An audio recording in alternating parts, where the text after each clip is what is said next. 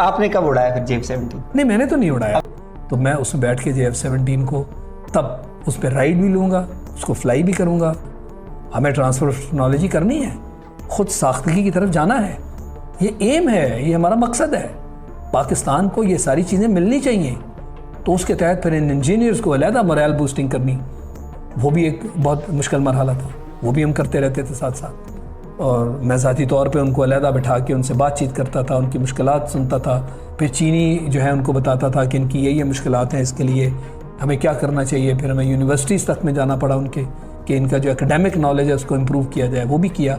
तो आहिस्ता आहिस्ता इन सब ने अपनी ज़िम्मेदारियाँ संभाली और आज माशाल्लाह वो लोग हैं ज़्यादातर 5th जनरेशन जहाज़ में जा चुके हैं, क्योंकि अब उनकी बातचीत, उनका सोच का अंदाज़, JF-17 का कॉन्फिडेंस। नहीं, इंजन नहीं हम बनाते। इंजन का मैं क्लैरिफाई कर दूं, क्योंकि इसमें एक और बात समझने वाली है कि F-16 भी जो है उसका बहुत सारा हिस्सा सबलेट किया जाता है। ठीक, दुनिया भर में बनाई जाती हैं चीज़ें। ठीक है, इसको आप ये ना समझे हम में कमज़ोरी है। ठीक है, ये एक स्टैंडर्ड वो हम जानबूझ के करते हैं कि जहाँ जो चीज़ सस्ती बनाई जाए, अच्छी बनाई जाए, अच्छी से बेहतर सस्ती भी बनाई जाए, कमर्शियली वायबल हो, हम वहाँ अप्रोच करें। ठीक है। तो चूंकि चीनी जो है उन्होंने ये टेक्नोलॉजी रूसियों से ले ली, वो बनाते हैं, और चीन को भी इंजन बनाने में दहाइयाँ हैं जो लगी हैं, तो उनकी भी एक बैकग्राउंड है। इंशाल्लाह ये भी वक्त आएगा कि हम इंजन की तरफ भी जाएंगे, काम कर रहे हैं, मगर अभी हमारे रुख जो हैं वो मुख्तलिफ हैं। ठीक, तो इसमें हम वक्त लगाने की बजाय हम उस तरफ चल रहे हैं कि जिसके तहत हम अब 5th जनरेशन की तरफ भी जाएं। JF-17 भी सिक्योर हो गया, चीन में टेक्नोलॉजी भी आ गई, हमें हर चीज़ वहाँ से रेडली अवेलेबल है। तो इसलिए मैं ये समझता हूँ कि इसमें कोई कमी नहीं रही है हमारे अंदर, और जब हम बेहतर समझेंगे टेक्नोलॉजिकली, हम इस तरफ भी चल पड़ेंगे। उसमें फाइनेंशियल कंडीशंस भी चाहिए, उसका सेटअप बहुत जो है वो एक्सपेंसिव है। तो हम पैसे कहीं और जगह क्यों ना इस्तेमाल करें? एक चीज़ तो आ गई, अब हम पैसा नई सिमत में जाने के लिए क्यों ना इस्तेमाल करें? जो हमारी मईशत का हाल है वो भी आपको पता है। इन सारी लिमिटेशंस के अंदर रहते हुए ये जो 5th जनरेशन की तरफ हम चल पड़े, ये बहुत, मैं समझता हूँ कि बहादुरी की बात है जो कदम हमने उठाया है। मगर चूंकि कॉन्फिडेंस है, हम इंशाल्लाह एयरफोर्स को वहाँ लेके जाना चाहते हैं, क्योंकि अब आइंदा ज़िंदगी में एयर पावर ही मुल्क की स्ट्रेंथ है। डिसाइसिव, एयर पावर डिसाइसिव है, फैसला कुन ये सूरत इख्तियार कर चुकी है।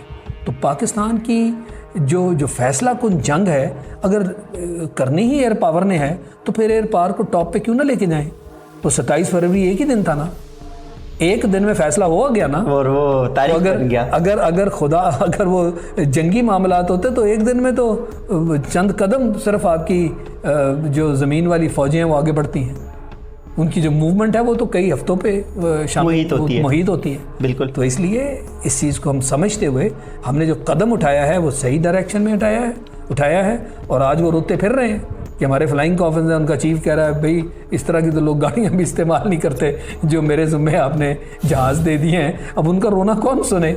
आप रोते रहें, हम काम करते जाएंगे। नहीं, अभी तो रफ़ाल एक क्वालिफाइड जहाज़ है, इसमें कोई शक नहीं। मगर जब जहाज़ आप इंडक्ट भी करते हैं तो सालों पे इसकी ट्रेनिंग आपके पायलट्स की जो होती है वो सालों के अरसे में होती है। फिर हर चीज़ उनके हाथ में तो कुछ भी नहीं है, वो तो कंपनी से ही बातचीत कर सकते हैं ना, कि इसमें ये दे दो, इसमें वो दे दो, उसके लिए आपको मईशत बड़ी मजबूत चाहिए, ख़र्चे बहुत हैं।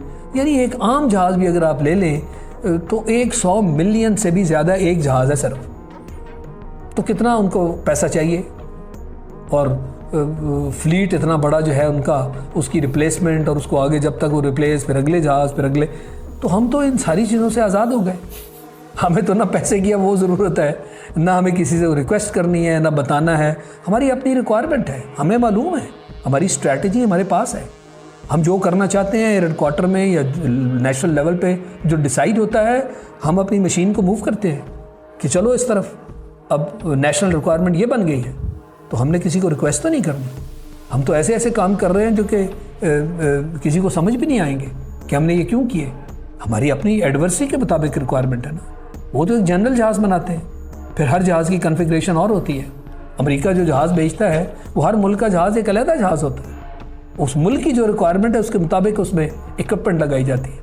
हमने जो लेटेस्ट F-16 ख़रीदे थे, ये 2008-2009 की बात है, अब 10 साल हो गए तकरीबन उसको भी। तो उस वक्त मैं उस पोजीशन में था, मैं DCS ऑपरेशंस था और मेरे हाथों उसकी सारी तैयारी हुई कि कॉन्ट्रैक्ट में क्या लिखना है, हमें क्या चाहिए। ये भी जनरल मुशर्रफ का ज़माना है जब हम इसकी तैयारी कर रहे थे। तो उस वक्त हमने ये देखा कि अब हमने आगे कैसे चलना है, तो हमें F-16 उस वक्त का क्या चाहिए। हमने अपनी कॉन्फ़िगरेशन तैयार की, वो हमने लॉकहीड मार्टिन को दी अमेरिका में, उसके मुताबिक फिर वो F-16 बना। और उसकी सारी जो मुज़ाकरात थे उस जहाज़ के बारे में, ऑब्वियसली मैं लीड कर रहा था, मेरे साथ टीम थी, मगर मेरे साथ एयरफोर्स की टीम ही नहीं थी, मेरे साथ JF-17 की भी टीम थी। और वहाँ बैठे हुए जब हमारे साथ बातचीत हो रही थी तो फिर उनको हम बताते थे, जो हमारे काउंटर पार्ट सामने बैठे हुए थे, जब वो मुख्तलिफ़ चीज़ों की मालियत के बारे में बात और मुख्तलिफ़ चीज़ों की कैपेबिलिटी के बारे में बात, तो मैं फिर उनको कहता था कि ये मत समझना कि हम तुम्हारे कस्टमर उस तरह के हैं जैसे आम मुल्कों के आते हैं। मेरे साथ जो टीम बैठी हुई है ये वो है जिसने JF-17 अपने हाथों से बनाया है।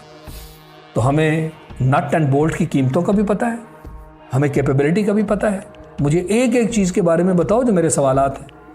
तो उन्होंने बहुत कोशिश की है कहने की कि जनाब आप तो F-16 के पहले पायलट्स में से हैं, आप कोई चीज़ें। मैंने कहा उस वक्त मैं पायलट था जब मैं इधर F-16 की ट्रेनिंग के लिए आया था, 81 की बात है। आज मैं 2008-2009 में तुम्हारे साथ बैठा हूँ और मैं अब सिर्फ पायलट नहीं हूँ, कस्टमर भी हूँ और जहाज़ का मैन्युफैक्चरर भी हूँ। तो ज़रा एहतियात से बात करो। ये हमारी उनसे बातचीत उस वक्त हुई थी। आपने कब उड़ाया फिर JF-17? नहीं, मैंने तो नहीं उड़ाया। इसलिए देखें वो बात ये है ना कि मैं जिस स्टेज पे मैं था वो तो डेस्क पे, मैं चेयर पे आ चुका था ना। तो ये तो यंग लोगों का काम है इन चीज़ों को करना, उड़ाना, मगर मैं हर चीज़ में साथ साथ शामिल हूँ और मुझे सारा पता है कि इसका उड़ना, इसकी वीडियोज़, इसकी चीज़ें। अब JF-17 का डुअल मॉडल बन गया है। हाँ, इस पे अब बात करते हैं। हाँ, वो डुअल मॉडल का मतलब ये होता है 2 सीट जिसमें ट्रेनिंग दी जाती है। अब ये एक बड़ा लंबा इसका भी पीरियड होता है क्योंकि 2 सीट का सारा स्ट्रक्चर चेंज करना पड़ता है, उसकी सारी चीज़ें, उसके अंदर इक्विपमेंट, क्योंकि एक सीट को आपने बाकायदा कॉकपिट को जगह देनी है। तो ये एक बहुत बड़ा साइंटिफिक मरहला है। हमने जानबूझ के इसको छोड़ दिया था। हमने एक रिस्क भी ली थी कि सिंगल सीट ही पे हम अपने पायलट्स को ट्रेन करेंगे, मगर आज के ज़माने में उसके सिमुलेटर्स बन गए हैं। तो उन सिमुलेटर्स पे लोगों को फ्लाइंग करवा के उनको इस काबिल करना कि पहले ही दिन वो सिंगल सीट जहाज़ है उसको ले जाएं, उस काबिल किया। अब ज़माना टेक्नोलॉजी की वजह से बहुत बदल गया। तो जहाँ तक जहाज़ का सिमुलेटर है वो तो मैं भी कई मरतबा फ्लाई कर चुका हूँ, वो तो इशू नहीं है।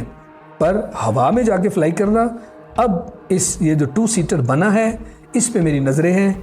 तो मैं उसमें बैठ के JF-17 को तब उस पर राइड भी लूँगा, उसको फ्लाई भी करूँगा और इंशाअल्लाह जो बच्चा उस वक्त तैयार किया था उसकी परफॉर्मेंस में खुद अपने हाथों से देखूँ। ज़रूरत नहीं है ब्लॉक 3 हमारे अपने हाथ से हर चीज़ हो रही है। मैंने आपको सारा स्ट्रक्चर बता दिया कि वेपन्स तक हम खुद तैयार कर रहे हैं, उसके अंदर इम्प्रूवमेंट कर रहे हैं। एयर वेपन कॉम्प्लेक्स की मैं बात कर रहा हूँ, ड्रोन्स में हम वेपनाइज करने लगे हैं अपने ड्रोन को, यानी इस हद तक कैपेबिलिटी। और इन सारी चीज़ों को इकट्ठा करके एक इंस्टीट्यूशन है जो बना रही है, दूसरी इंस्टीट्यूशन उसको इंटीग्रेट कर रही है, यानी सिस्टम के साथ मिला के उसमें जो परफॉर्मेंस चाहिए वो कामरा में हो रही है। रिग और वो सिमुलेटर्स हमारे पास मौजूद हैं, लोग मौजूद हैं। अब तो हमारे कहीं हाथ नहीं बंधे हुए। अल्लाह का बड़ा एहसान है कि उसने हमें इस काबिल कर दिया कि हमें किसी की अब मोहताजी नहीं है। इसलिए आज जब मैं बात सुनता हूँ तो मुझे खुद वो जो इतना बड़ा गैप है उसको कवर करने में डिस्कशन करनी पड़ती है कि ये सारे जो मरहले हैं इनमें चलते हुए हम कैसे आगे गए। तो मैं कल ही कामरा में था, वहाँ पे हमारा एक फंक्शन था और उसमें JF-17 के जो लोग, अब तो ऐसी चीज़ें उन्होंने कर ली कि मुझे वक्त लगता है वो सब उनसे बात करने और समझने में। और अब मैं सोच रहा हूँ कि उसकी एक मैं कंप्लीट ब्रीफिंग लूँ कि जो इतना गैप रहा जिसके अंदर मैं सारी चीज़ों में शामिल नहीं था। लाजमी चीज़ है मेरी रिटायरमेंट के बाद मैं तो अब उन सारी चीज़ों में, मगर मुझे ये पता होता है कि अब हम कर क्या रहे हैं, अब हम किस तरफ जा रहे हैं। तो बैकग्राउंड सारी जो है उसमें आइडिया सब है, मगर मैं अपने आप को अपग्रेड करने के लिए उसकी एक कॉम्प्रिहेंसिव ब्रीफिंग इंशाल्लाह लेने लगा हूँ, ताकि मुझे हर चीज़ का पता हो कि हम क्या सफ़र तय करते करते हम जो आज का स्टेट है वहाँ तक पहुँचे। ब्लॉक